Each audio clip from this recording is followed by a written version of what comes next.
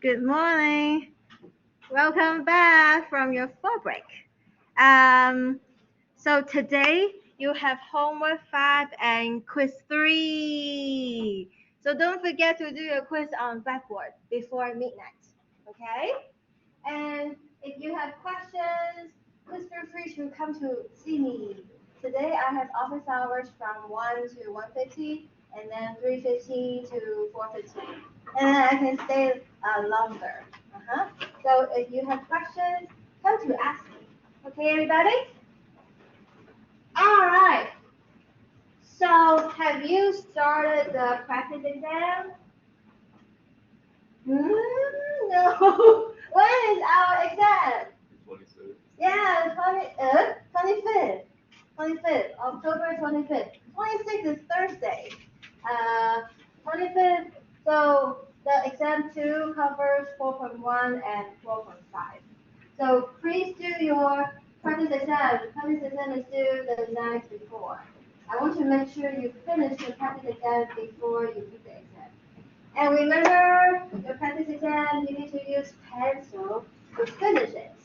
And then, when you put the solution, you use red pen. Okay? So I don't mind your score is low. It's okay. We know our limits, and then we know how to improve, right? So once you click the solution, use red pen. Don't use pencil, okay? So use red pen and then write down the correction next to the mistake, okay? And add up the total scores. So you can see your total score. If you lose a lot of points on some problem, you can try to find similar problems to practice. Okay, everybody? Mm-hmm. Yes. So I think for every problem, you can find a similar in-class example, and also maybe some of your homework, or sometimes you can like make up some problem to practice. You change the functions. Yeah. Okay. So let's continue. All right. You know, the remaining month it's gonna be very busy, right?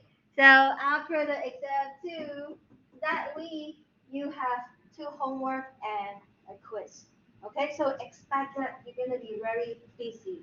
The remaining. Oh, we're at what? The ninth. Oh, the ninth week. We're the ninth week. So we only have what 5 weeks left or 6 weeks left. I mean, including the Thanksgiving break. So quickly. Okay. So expect you're gonna be very busy. So study hard and come to ask me questions. If you cannot make it my office hours, please feel free to send me an email. We can make appointments. Or if you have questions you want to meet in the evening, we can all go to TED Live and then meet in TED Live. You can share your screen and ask me questions, and then yeah. Yeah. So we have quiz and homework today. Yeah. Okay. So let's continue. So last time we talked about increasing and decreasing function, right? And then we talk about absolute maximum. It's also called global maximum. And the y value is the absolute maximum value. And then we also talk about absolute minimum or global minimum. The y value is the absolute minimum value. And we have the extreme value theorem. If you have a function that is continuous on a closed interval, then we must have absolute max and absolute min. Okay? It either happens at a critical point or at the end point. That's why you find the critical points and then you evaluate the function at the critical point and the end points. And then the largest value is going to be the absolute maximum value. And then the smallest value is the absolute minimum value. Do you still remember, everybody? Mm-hmm. And we have the local max, a local min, okay? And critical points, 3 things, is in the domain. This is very important. It must be in the domain. That's why you need to find the domain. And then either the derivative is 0 or the derivative does not exist. Usually, derivative does not exist is when you have a fraction. Okay? If you have a fraction, Numerator equal to 0 corresponds to the derivative is 0. Denominator equal to 0, then your fraction is undefined, right? So it corresponds to the derivative does not exist. Okay? So if you have fractions, you need to combine into a single fraction, and then, okay, oh, like our example. If you don't have a fraction, if you just have some terms here, your goal is to factor. Okay, everybody? And then you set each factor equal to 0 and solve for x. And then you check whether this is in the domain. If you have negative exponents means that term should be in the denominator, right? If you have two terms, but one term has the denominator, then you want to combine them into a single fraction. Okay? Combine them, you find the least common denominator, multiply that on the top and bottom, and then so you make sure you have the same common denominator. Then you can add the numerator, right? And then we want to factor. So you set the numerator equal to 0, it corresponds to the derivative is 0. You set the denominator equal to 0, it corresponds to the derivative does not exist. Do you still remember? Yeah, these are all the steps. And yeah, similarly here, but in this case, because this number is not in the domain, we have no critical points. So it could happen like that. That's why critical point must be in the domain. That's very important. And then the derivative is either 0 or does not exist. 3 parts. Yes. And then, yeah, last time we did this example, right? Okay, so let's continue. A function is increasing on an interval if f of x2 is bigger than f of x1, right, everybody? If you draw the picture, you can see that's increasing. Decreasing if f of x2 is smaller than f of x1, so you find out you decrease. Okay, everybody? So, look at this picture. If your function is increasing, so remember for line, we could have this, and this. Here your slope is positive, right? Here your slope is negative. Here your slope is 0. Here your slope is undefined. Therefore, if your function is increasing, what happens to your slope? It's positive, right? Yep. And if the function is decreasing, what happens to the slope? It's negative. Yes. So that's why here you can see from the picture, like from A to B. Do you see from A to B, if I draw a line, do you see the slope is positive? From A to B. At point B, what happened to your slope? 0. How about between B and C? Negative. How about at C? 0. C to D? Positive. Yes. Therefore, we have this theorem. Test for intervals of increase and decrease. Suppose the function is continuous on an interval I and differentiable at every interior point of I. If the derivative is positive, remember, derivative is the slope of the tangent line, right? So if the slope is positive, then the function is increasing. Yeah, the slope is positive, the function is increasing. If the derivative, the slope, is negative, then the function is decreasing. Is that okay, everybody? Yeah, so we can see from the picture. All right, theorem. It's also called the first derivative test. Suppose a function is continuous on an interval that contains a critical point C, and assume f is differentiable at C. on the interval containing c, except perhaps at c itself. Okay? So we have a critical point at c, but it could happen that f the derivative at c is 0 or the derivative at c does not exist. Right, everybody? So that's why we assume f is differentiable on the interval containing c, except perhaps at c itself, because we allow the derivative at c does not exist when c is a critical point. Okay?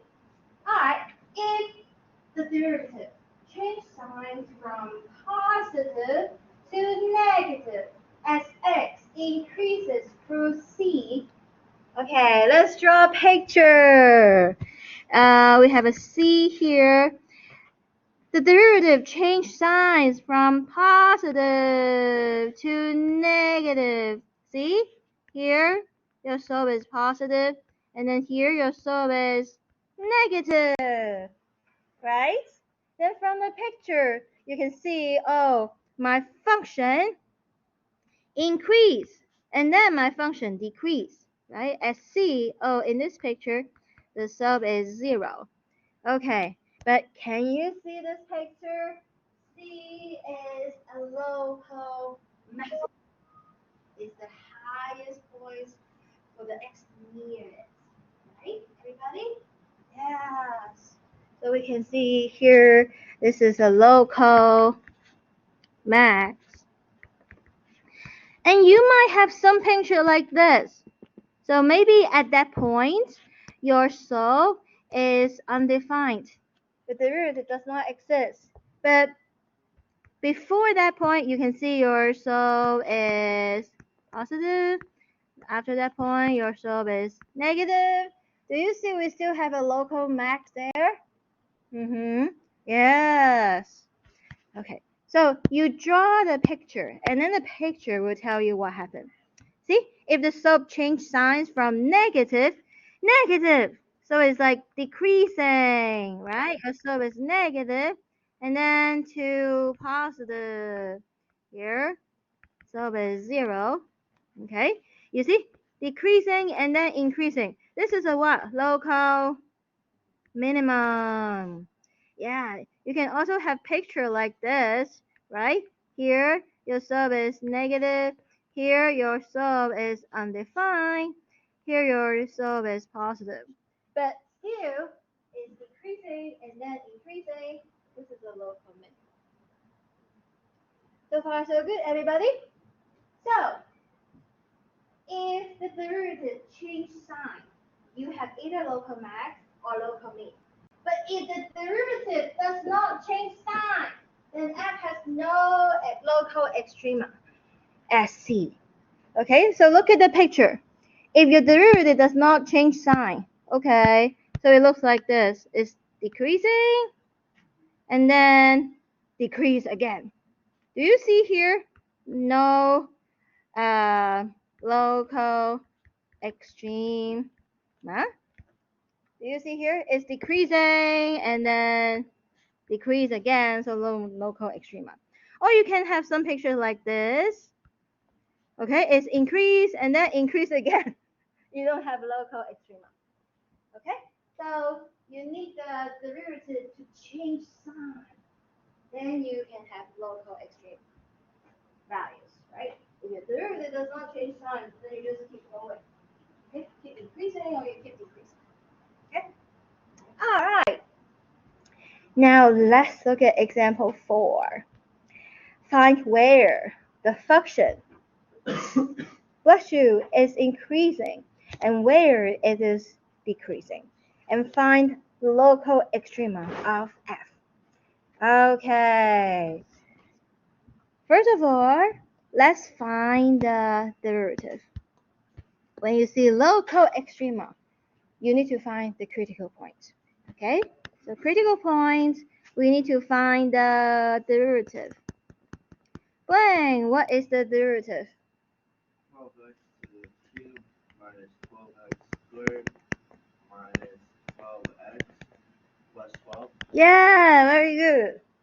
Everybody okay with the power rule? Remember that paper I asked you to write down the formulas?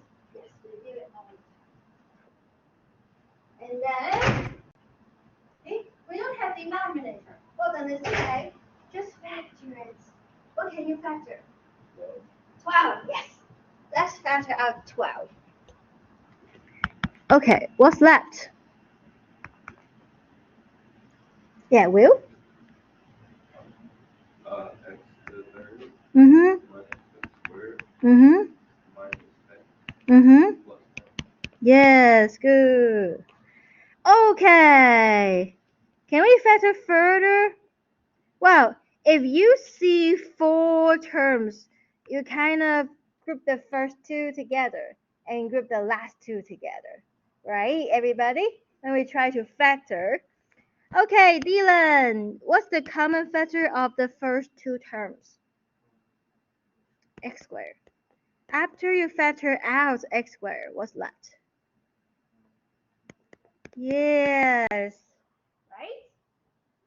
Okay, here you want to group them together. So you want to put the parentheses around them. Then what happens to the plus sign? If you want to put a parentheses around them, yeah, it goes to negative because there's a negative in front of it. Right? So it becomes minus parentheses x minus 1. Okay. Yes, remember to change the sign. Because if you forget to change the sign, then you get x plus 1, and this is x minus 1. You don't see a common factor, and then you guess that. Okay, everybody? So be careful. If you have a minus sign here, and you want to put a parentheses, then you have to change the sign of each of them. Okay? Or maybe you can go back and check. So if you distribute a negative, do you get this thing back? Yeah, distribute a negative, negative x, and then minus negative becomes plus 1. Right? Okay, Paige. Do you see the common factors? Mm-hmm. That is what? Yeah, so we have the 12, x minus 1. What's that? Yes, x squared minus 1. Can you factor further for x squared minus 1?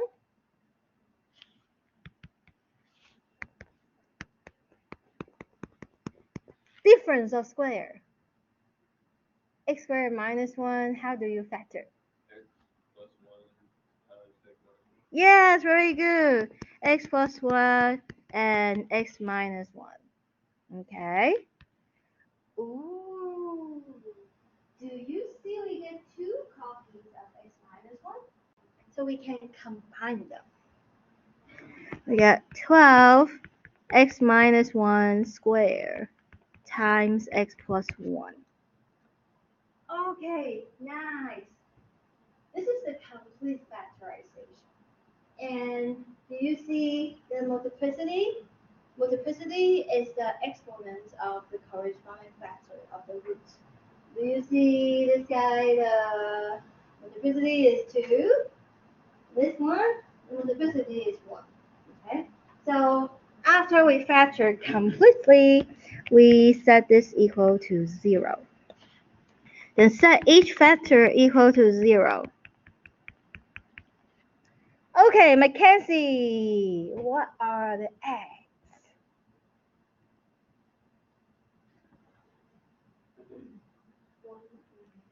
Yeah, 1 and negative 1.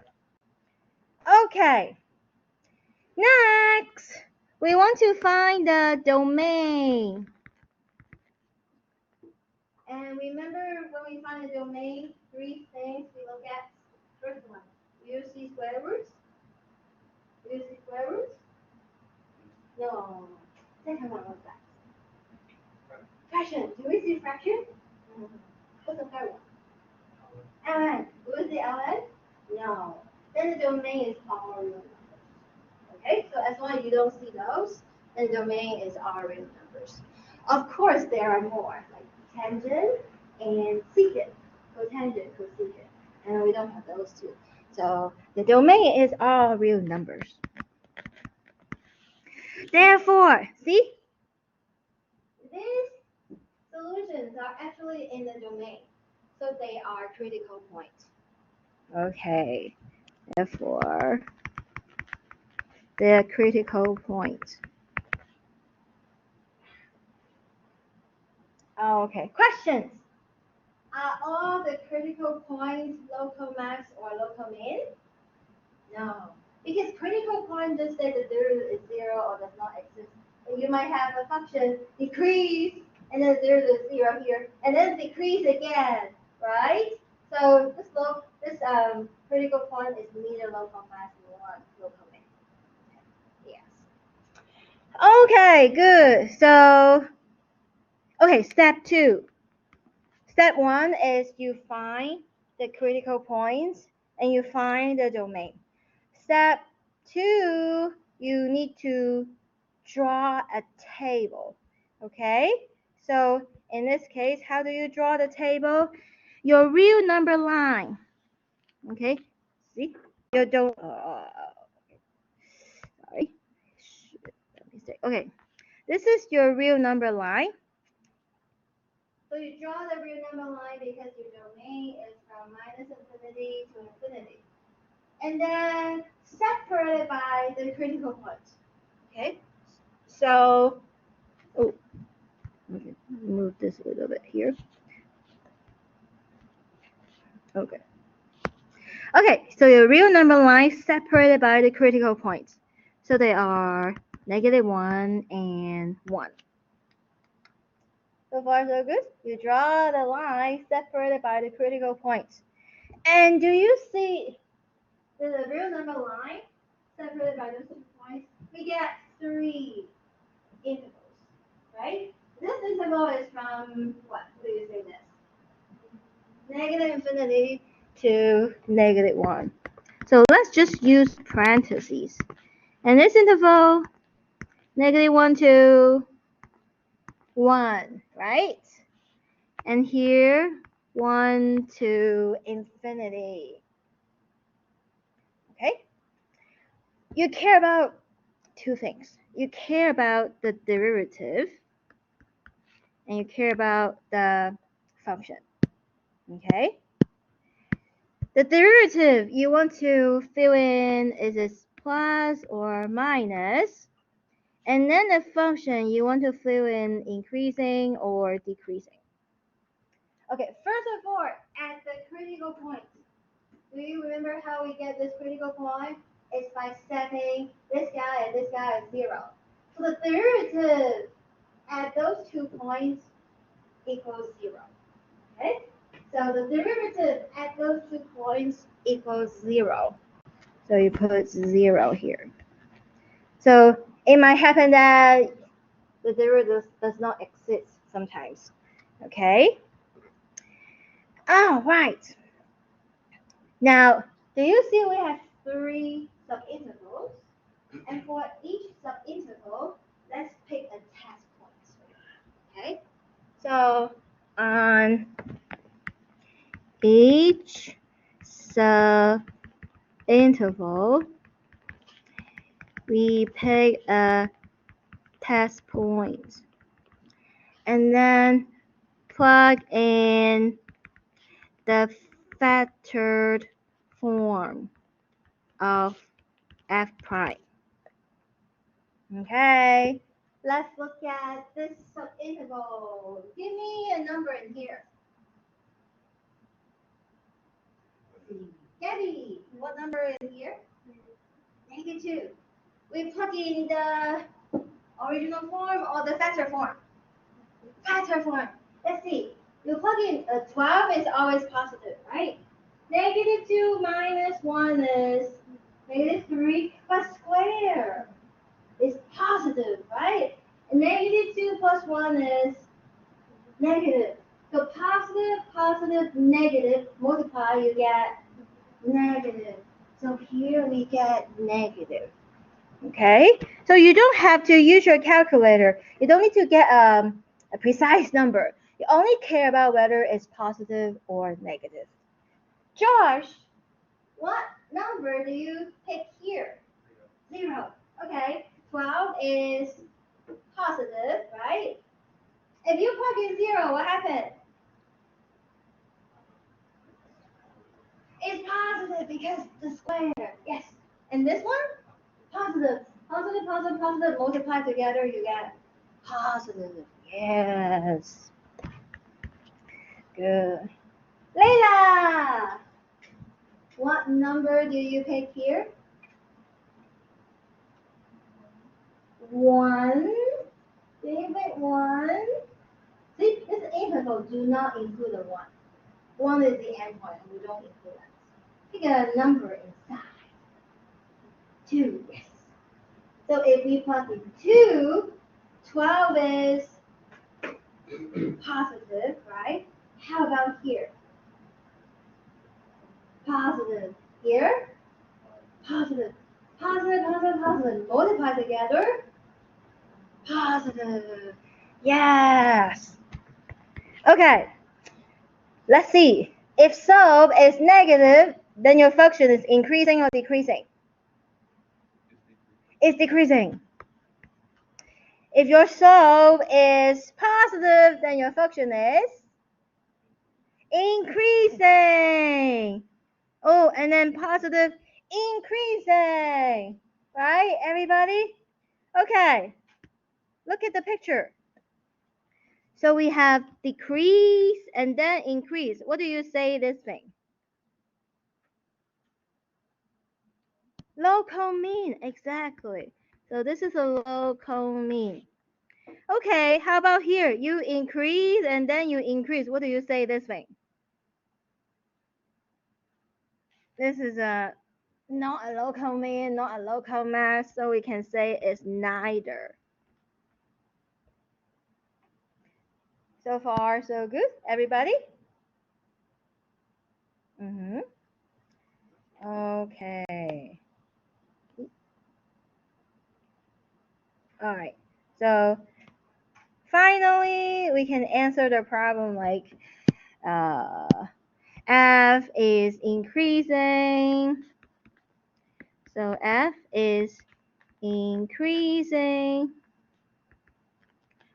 on the interval. See, F is increasing on the interval -1 to 1 and 1 to infinity. Okay, or you can say, you can combine them and say -1 to infinity, or you can say that.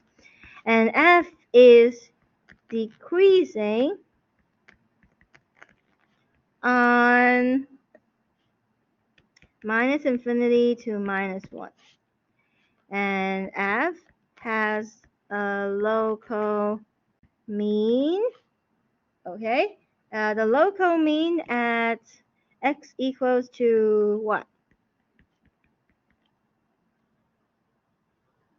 The local mean at x equals to -1. Okay. And then F has no local max. And then it finished the problem. So far, so good, everybody? So 3 steps. Step 1, find the derivative. And if you don't see denominator, then just factor it. Find the domain, okay? So that's the critical point. Step 2, you draw the table, okay? So it depends on your domain. In this case, your domain is all real numbers. But sometimes, maybe your domain is from 0 to infinity, then how do you draw it? So you start with 0, do you include 0 or not? No, you don't include 0. Then you put an open circle here, okay? And then it is separated by the critical point. Is that clear, everybody? Yeah, you draw it. And then you care about the f prime and the f. The f prime, you want to answer is a plus or minus. The f, you want to answer is increasing or decreasing. Okay, everybody? All right, let's keep going. Example 5. Find the local extrema of this function. All right, let's take the derivative. Okay, So you either use product rule, or if I distribute, then I just use power rule. I don't need to use product rule. Okay, so let's distribute it and simplify it. So I'm not taking the derivative yet. Okay, I just want to simplify it. So this is 2 times x to the 2/3. And then minus, what's x to the 2/3 times x? Yeah, very good. X to the 5/3. Is everybody okay? When we multiply two x powers, we add the exponents. So 2/3 plus 1 is 5/3. Right, everybody? Okay, good. Now we can find the derivative. Will, what's the derivative?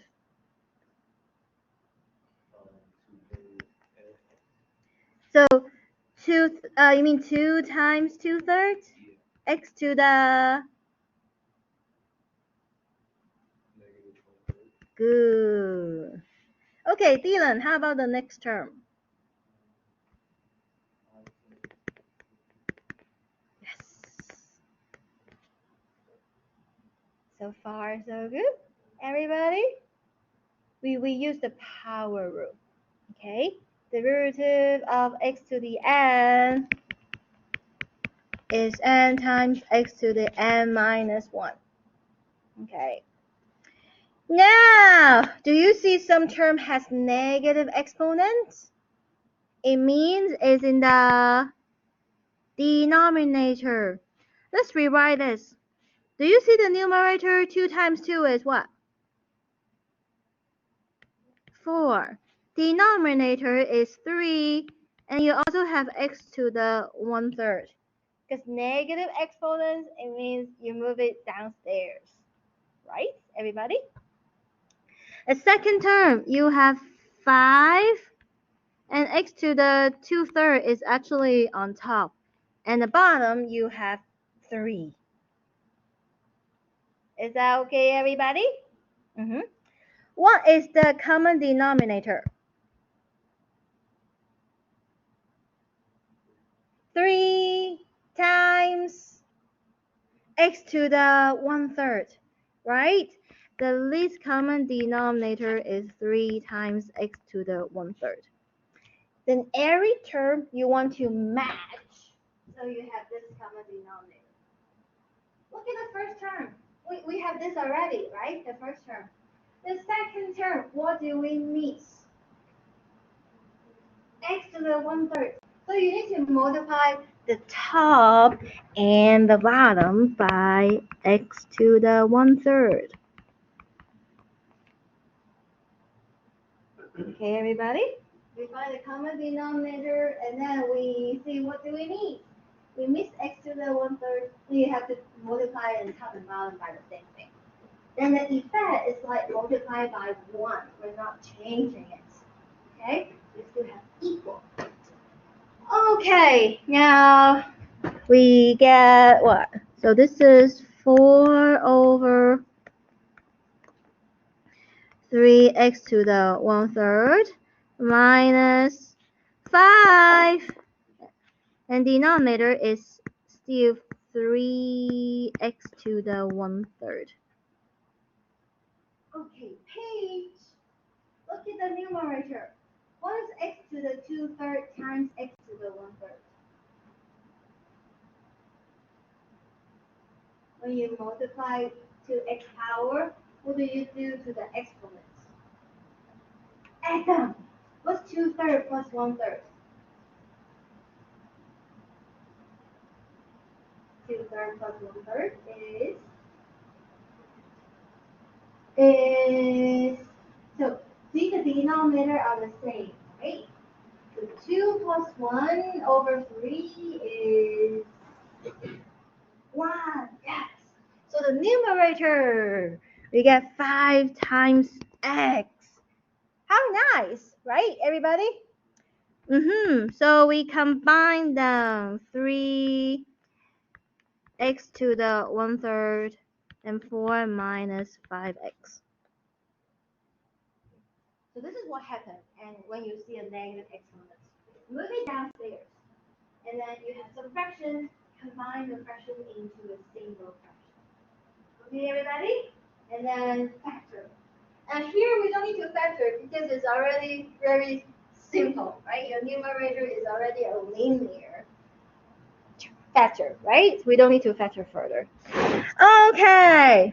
So here, remember the derivative is 0. It corresponds to the numerator is 0. So which means 4 minus 5x is 0. Okay, right? That's the numerator. It corresponds to the derivative is 0. What is x? Mackenzie.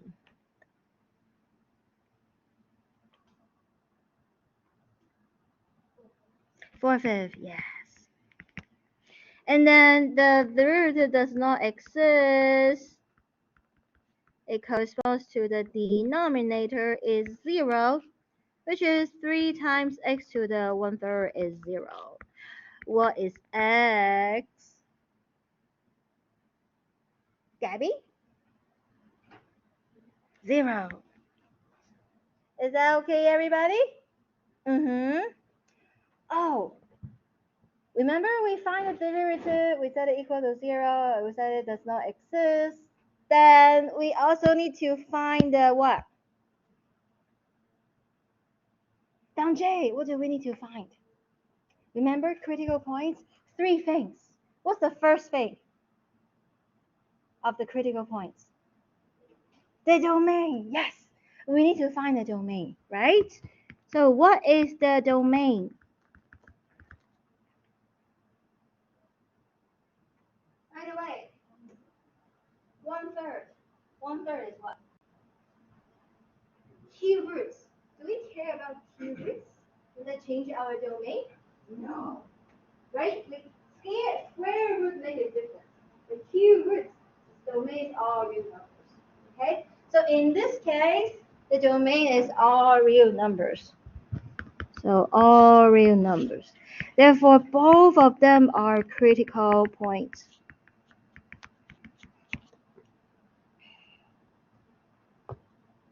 So far, so good, everybody? Yeah, both of them are in the domain, so they are critical points. Okay, step 2. We need to draw the domain, which is all real numbers, separated by the critical points. And you don't have to be very precise scale. So yeah, they're close, so don't put them as close to each other. Right? Put them separate. Okay, so make your table look nicer. Who is smaller? 0 is smaller, and then you can put the 4/5 here. See, it separates the real number line into 3 subintervals. What is the left one? Josh?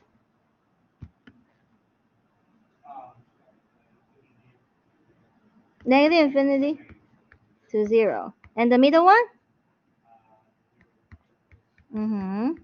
The right one? Yes. Okay. We care about the derivative and the f. So we look at the derivative. Do we look at the original form or the factor form? Factor form. Everybody say factor form. Factor form. Yes. If you look at a factor form, you don't need your calculator. Because each factor, you only care about whether it's positive or negative. Okay? But let's look at the critical points. Remember 0? 0 corresponds to the derivative does not exist, right? So you put does not exist here. 4/5. 4/5 corresponds to what? The derivative is 0. So the derivative is 0 here. Okay? And then we want to pay numbers. Layla, what number do you pay in this interval? number here? Yeah, -1. Where do we plug in? The original form or the factor form? Factor form. Okay, let's see. Plug in -1. What happened to the numerator? Is it positive or negative? Positive. Yes. 4 minus 5 times -1. It's like 4 plus 5. So it's positive. How about the denominator? What is cube root of -1? Is it positive or negative? Negative. See, positive over negative is negative. Very good. This is negative. Okay. Wait. Can you find a number inside this interval? Okay, think about it. I know this is a fraction, right? But you can try 1/5. See, 1/5 is smaller than 4/5, right? Don't pick something like hard. Don't pick 1/7 or something like that, or 1/10. Just put the denominator is 5. And then I know 1/5 is smaller than that. So let's pick 1/5. If you pick 1/5, what happens to the numerator? It becomes 3. Yeah, so it's positive, right? And denominator, is it positive or negative when you plug in 1/5? Positive. Positive over positive is positive. Yes. Good. Woo. What number do you plug in here? Yes, 1. What's the numerator? Negative. Negative. Denominator. Positive. Together? Negative. Yes. Good. Okay, Dylan. Your F, the left side, increasing or decreasing? Decrease and then? Increasing and then? Decreasing. Okay, look at this picture. You go down, then you go up. What was this thing? Local min. And then here you go up and then you go down. What do you say? Yeah, local max. Is that okay, everybody? So we can answer F is increasing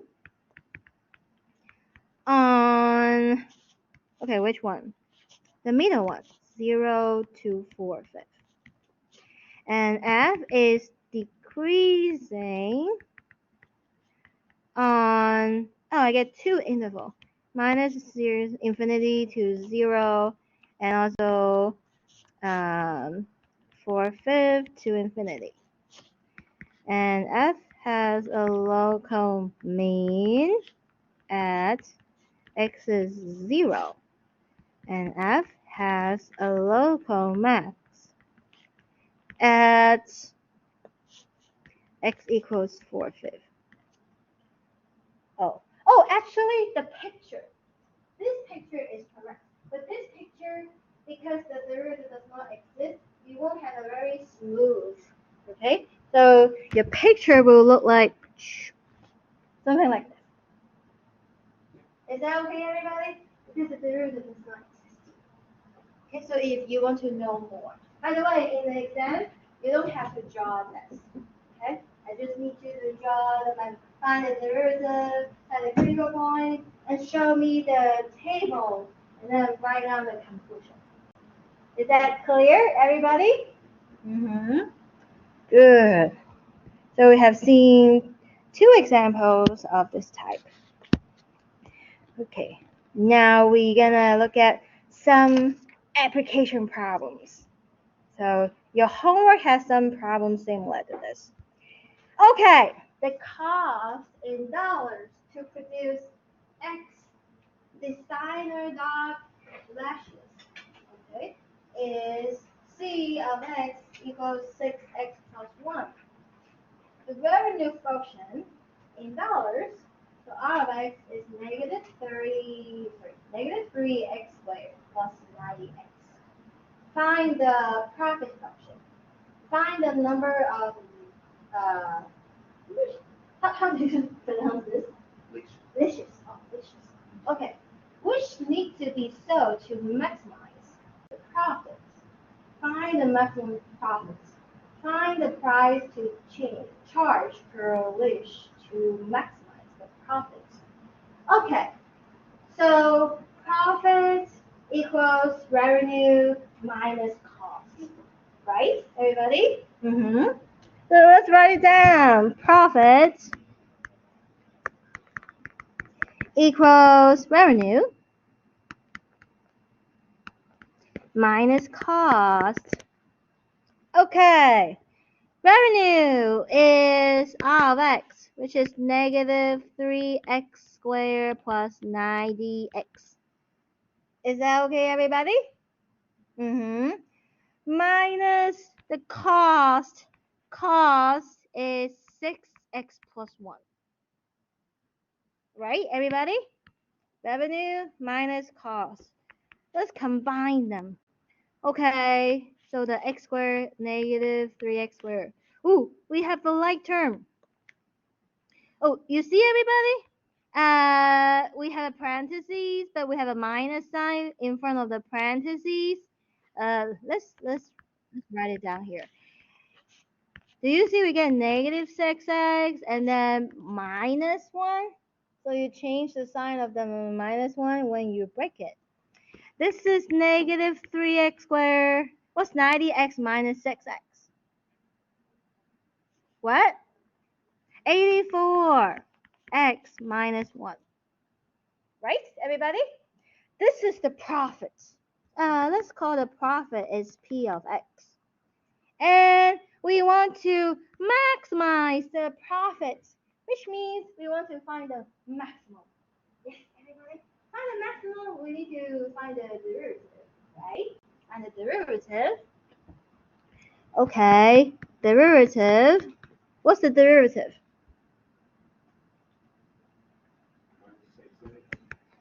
Mm-hmm. Plus 84. Yes, very good. Okay, can we factor this? Can we factor out negative x? Negative 6? And then we have x minus what? 1. Is it 14? Mm-hmm. Is it 14? Okay. So we set this equal to 0. Okay, so what is x? See? You set x minus 14 is 0. So you get x is 14. Right? Mm-hmm. Okay, what is the domain? Can x be negative? Can you produce minus 1 items? No. So x is at least 0, right? And then up to infinity. Then 14 is really a critical point. So far, so good? Mm-hmm. Okay, that is step 1, right? You find the derivative. What's step 2? See, you draw the real number line, but your domain is from 0 to infinity. So not like the previous 2 examples, you don't draw the whole line. You start from 0, okay? And you put what? A solid circle at 0 because you include the point 0. And 14, where's 14? Okay, somewhere here. Do you see the interval I got here is 0 to 14. Here is 14 to infinity. Okay, we care about the derivative and the function. At 14, what's the derivative? 0. Yes, 0. Okay. Can you give me a number that's smaller than 14? What, 1? Okay, yes. If you plug in 1, what happens? Minus 6 is negative. 1 minus 14 is negative. Together is positive. Oh, it's actually positive. Can you give me a number that's bigger than 14? 15. Minus 6 is negative. 15 minus 14. Positive. Together is negative. Oh, you see, our P is increasing and then decreasing. What do you say? What do you say, that guy? Local max. Actually, it's actually absolute max from the picture. Do you see from the picture? It's like from 0 and then it go down like this. So this is actually absolute max. Okay, so you get the maximum profit when x equals 14. Okay, and we haven't finished. Okay, because you want to find the price. Okay, so how about let's continue next class. So next class, bring this worksheet and also print out session 5.3. And tonight you have a quiz. Okay. Let me see. Usually your quiz will be like on your about your homework. So your quiz 3 will cover homework 4 and homework 5 stuff.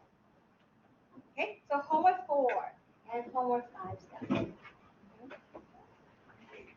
So it's like everything after exam 1. Yeah. Okay. Bye.